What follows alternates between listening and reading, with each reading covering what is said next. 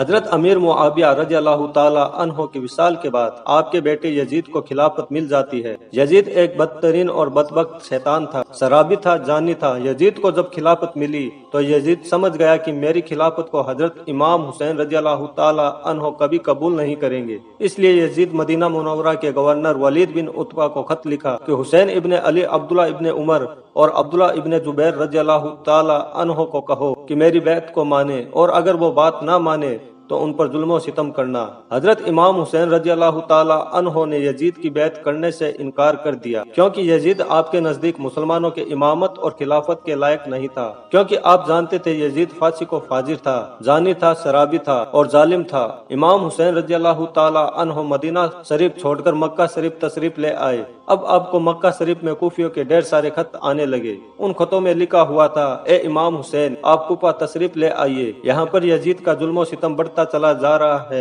ہم آپ سے بیعت کریں گے، یزید کی بیعت ہمیں ہرگز قبول نہیں ہے۔ حضرت امام حسین رضی اللہ تعالی عنہ نے حالات کو سمجھنے کے لیے اپنے بھائی مسلم بن عقیل رضی اللہ تعالی عنہ کو یہ کہہ کر کوفہ بھیجا کہ جاؤ، جا کر وہاں کے حالات معلوم کرو، وہاں کے حالات کیسے ہیں۔ جب مسلم بن عقیل رضی اللہ تعالی عنہ کوفہ پہنچے تو وہاں کے لوگوں نے بڑے ہی احترام کے ساتھ آپ کا استقبال کیا۔ حضرت مسلم بن عقیل رضی اللہ تعالی عنہ کے ہاتھوں میں 18,000 لوگوں نے بیعت کر لی، اور حضرت مسلم بن عقیل رضی اللہ تعالی عنہ نے اپنے بھائی حضرت امام حسین کے نام ایک خط روانہ کر دیا، جس میں آپ نے لکھا، یہاں کے حالات بالکل صحیح ہیں اور 18,000 لوگوں نے بیعت بھی کر لی ہے، لہٰذا آپ کوفہ جلد سے جلد تشریف لے آئے۔ لیکن جب یزید نے ان لوگوں کو دھمکیاں اور لالچ دی تو وہ لوگ اپنی بات سے مکر گئے اور امام مسلم بن عقیل رضی اللہ تعالی عنہ کو شہید کر دیا۔ کوفہ کے حالات اتنے بدل چکے تھے کہ وہاں لوگ جو حضرت مسلم بن عقیل سے محبت کا دعویٰ کر رہے تھے، اب وہی لوگ آپ کی جان کے دشمن بن گئے۔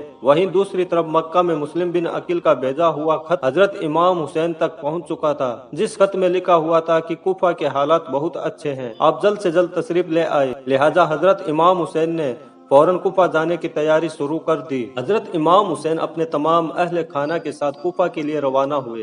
امام حسین ابن علی کو حضرت مسلم بن عقیل کی شہادت اور کوفہ کی بے وفائی کی خبر اس وقت ملی جب آپ مکہ شریف سے کوفہ کی طرف روانہ ہو چکے تھے۔ جب آپ کوفہ شہر کے بالکل قریب پہنچ گئے تو آپ کو یزیدی فوج نے روکنے کی کوشش کی۔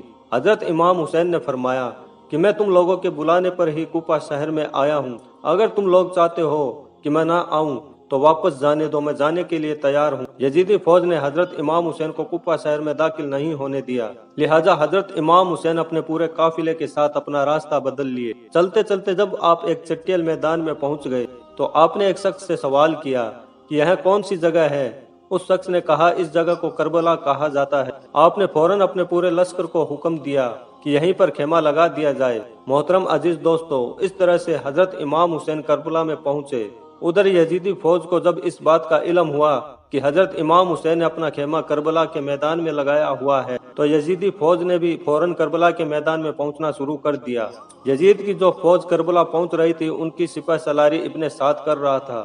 حضرت امام حسین ابن سعد سے کہا کہ یا تو تم مجھے یزید کے پاس لے چلو یا پھر مجھے اپنے شہر مکہ واپس جانے دو، لیکن ابن سعد ان دونوں باتوں میں سے کوئی بھی بات نہیں مانی اور وہ آپ کو بیعت کرنے پر مجبور کرتا رہا، لیکن حضرت امام حسین نے اس کی بات سے انکار کر دیا۔ دن گزرتے گئے اور 3 محرم کا دن آ گیا۔ اب ظالم یزید نے امام حسین کے سامنے 22,000 سپاہیوں کا لشکر بھیج دیا۔ دوسری طرف حضرت امام حسین کے ساتھ 82 لوگ تھے، جس میں عورتیں اور بچے بھی شامل تھے۔ کتنی حیرت کی بات ہے کہ یزیدیوں میں امام حسین کا اتنا خوف تھا کہ جہاں امام حسین صرف 82 لوگوں کے ساتھ میدان کربلا میں تھے، جس میں عورتیں اور بچے بھی شامل تھے، وہیں یزید نے مقابلے کے لیے آپ کے سامنے 22,000 کا لشکر بھیج دیا، جو کہ امام حسین کے سامنے 100 گنا سے بھی زیادہ تھا۔ امام حسین کے سامنے یزیدی فوج کے حوصلے پست ہو گئے اور ان لوگوں میں سے کسی میں بھی اتنی ہمت نہیں تھی کہ وہ حضرت امام حسین سے مقابلہ کر سکے۔ آخرکار انہوں نے یہ فیصلہ کیا کہ اگر امام حسین کو ہرانا ہے تو ان کا پانی بند کرنا پڑے گا، تبھی ان کا مقابلہ کیا جا سکتا ہے۔ دن گزرتے گئے اور 7 محرم کا دن آ گیا اور 7 محرم کو ہی یزیدی فوج نے نے امام حسین کے قافلے والوں پر پانی بند کر دیا۔ دوستو، کربلا کے میدان میں پانی کا کوئی بھی انتظام نہیں تھا سوائے نہر فرات کے، لیکن 7 محرم کے دن نہر فرات کا پانی بھی حضرت امام حسین کے خیمے والے لوگوں کے لیے بند کر دیا گیا۔ حضرت امام حسین اور ان کے ساتھ موجود تمام نوجوان لوگ تو اس پیاس کو برداشت کرتے رہے، لیکن چھوٹے چھوٹے بچے اور عورتوں کو پیاس کی وجہ سے برا حال ہو چکا تھا۔ فوج یزید جو چاروں طرف سے امام حسین کے گھر والے اور تمام ساتھیوں کو گھیرے ہوئے تھی، انہوں نے یہ طے کیا کہ اب 9 محرم کے دن امام حسین کو قتل کر دیا جائے، معاذ اللہ۔ حضرت امام حسین نے حضرت عباس رضی اللہ تعالی عنہ سے کہا، عباس جاؤ یزیدی فوج کے پاس اور ان سے کہو ہمیں ایک رات اللہ کی عبادت کرنے کے لیے دی جائے۔ جب حضرت عباس نے یزیدی فوج سے ایک رات کی مہلت کے لیے کہا تو ان لوگوں نے آپ کی بات مان لی۔ جب تک 9 محرم کی تاریخ آئی تب تک حضرت امام حسین کو یہ یقین ہو چکا تھا کہ یزید کی فوج کا مقصد صرف اور صرف مجھے شہید کرنا ہے، اس کے علاوہ یزید اور کچھ بھی کرنے کے لیے تیار نہیں ہے۔ اس لیے حضرت امام حسین نے 9 محرم کی رات میں اپنے تمام خیمے والوں کو ایک جگہ پر اکٹھا کیا اور آپ نے کہا کہ یہ بات تو طے ہو چکی ہے، یہاں پر موجود سبھی لوگ 1-2 دن کے اندر شہید کر دیے جائیں، اس لیے یہاں موجود آپ میں سے جو بھی واپس لوٹنا چاہتے ہیں وہ لوٹ جائے۔ حضرت امام حسین نے فوراً خیمے میں جل رہے تمام دیوں کو بجھوا دیا اور اندھیرا کروا دیا تھا تاکہ جو بھی جانا چاہے وہ چلا جائے۔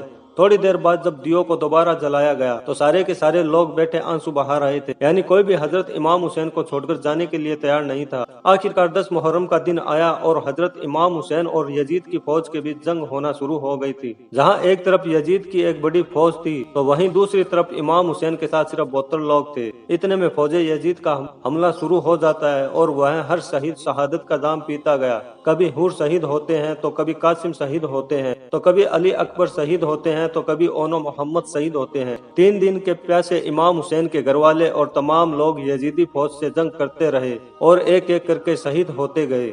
حضرت عباس علمدار سے حضرت امام حسین کے 6 مہینے کے بیٹے علی اصغر کی پیاس نہیں دیکھی گئی۔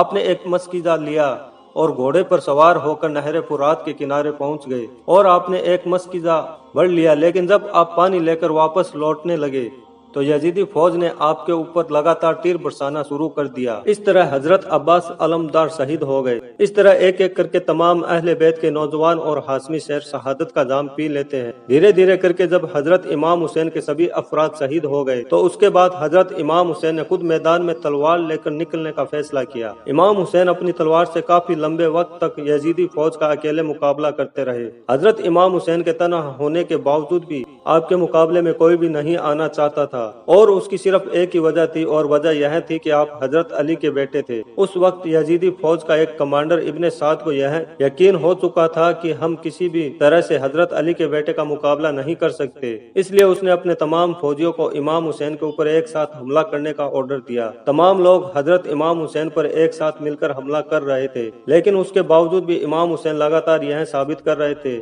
کہ باطل چاہے تعداد میں جتنے بھی ہو لیکن وہ حق اور سچ کے مقابلے میں بالکل بھی ٹک نہیں سکتا۔ جب حسینیت اور یزیدیت کے بیچ بڑی ہی خطرناک جنگ چل رہی تھی کہ اسی بیچ میں نماز عصر کا وقت ہو گیا۔ حضرت امام حسین نے ایسے مشکل وقت اور ایسی زخمی حالات میں بھی عصر کی نماز پڑھنے کا ارادہ کیا۔ آپ نے جیسے ہی نماز پڑھنا شروع کیا، یزیدی فوج کو وہ موقع مل گیا جس کا وہ لوگ ایک لمبے وقت سے انتظار کر رہے تھے، یعنی جیسے ہی حضرت امام حسین سجدے میں گئے، سمرجل جوشن نے آپ کی گردن پر تلوار چلا کر آپ کے سر مبارک کو جسم سے جدا کر دیا۔ حضرت امام حسین کی شہادت کے بعد یزیدیوں نے آپ کے سر مبارک کو نیزے پر رکھ کر پورے کوفہ میں گھمایا تھا اور آپ کے سر مبارک کو گلی گلی میں گھما کر جلوس نکالا گیا تھا۔ کربلا کی اس جنگ میں حضرت امام حسین کے گھر والوں میں سے صرف آپ کی ایک اولاد ہی بچ سکی تھی جن کا نام حضرت زین العابدین تھا۔ اس کے علاوہ حضرت امام حسین کے گھر کی تمام عورتوں کو قیدی بنا کر کوفہ لایا گیا تھا۔ بھلے ہی اس دن امام حسین رضی اللہ تعالی عنہ کو شہید کر دیا تھا، لیکن آج بھی حضرت امام حسین رضی اللہ تعالی عنہ پوری دنیا میں قیامت تک کے لیے زندہ ہے۔ یزید ڈوب گیا شام کے اندھیرے میں، حسین زندہ ہے ہر دل میں روشنی کی طرح۔